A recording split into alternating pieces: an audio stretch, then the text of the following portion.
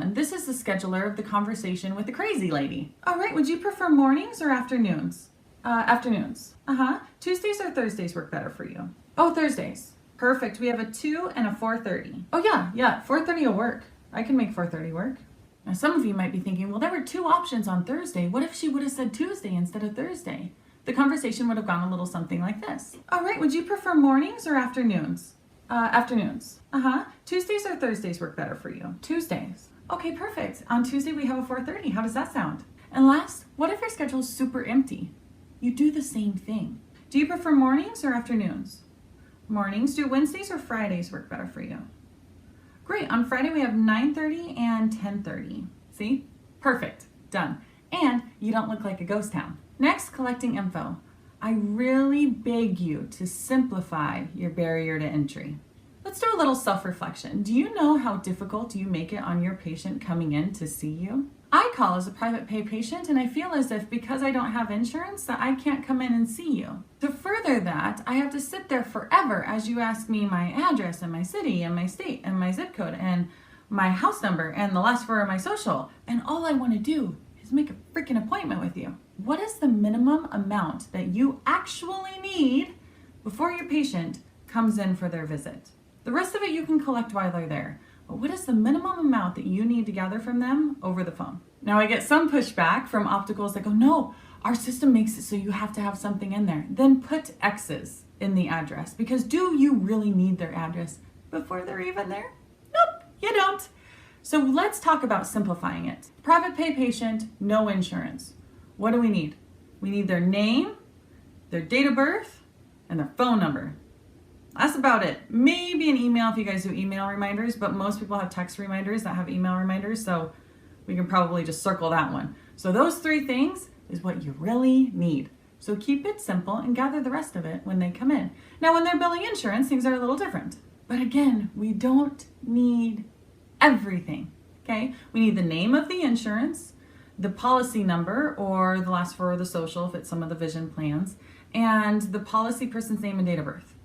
Okay, 3 more things. That's like 6 things, maybe even half of all of the questions that you're asking them right now. So really reflect on what information you actually need so that you can get that patient on the schedule and get them off the phone and keep that 5-star experience from that phone call. Usually I'm not a big stickler when it comes to words, except for when it comes to the sales process and setting expectations. When it comes to asking about insurance, I really strongly encourage you to use the words of contribution or contributing.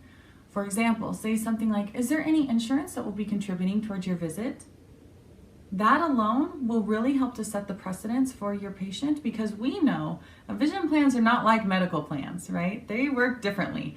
So your patient might think that they all work the same, but it'll help to set the precedence if you say, is there any insurance that'll be contributing towards your visit? Most patients have out-of-pockets, whether they're coming in for medical or vision. So stick with the word contribution. I promise you it'll make your life easier later on. Ask. I want you to ask, are there any family members that I can get scheduled for you while I've got you on the phone? Why do we do this? They know that they can schedule family members. It's because it's a theory of suggestion awareness, and it works. Now, back in 2006, I was going to college, working at Starbucks, and they had a thing called pairing suggestions. Now, we would always offer pairing suggestions in the drive-thru. They found that if the Starbucks employees would pair a recommendation of what would pair nicely with their drink, they actually saw a 30% increase in the amount of pastry sales while the employees were doing this. Suggestion awareness. So I ask, what does it hurt? You might as well ask. Now I want you to create suggestion awareness with your patient while they're on the phone. I want you to say, are there any family members that I can get on the books for you while I've got you on the phone? Now they know they can schedule their family members, but you creating it top of mind could result in a big uptick in the amount of patients that you have. Could you imagine if you had a 30% increase of patients coming in just because you increased their suggestion awareness?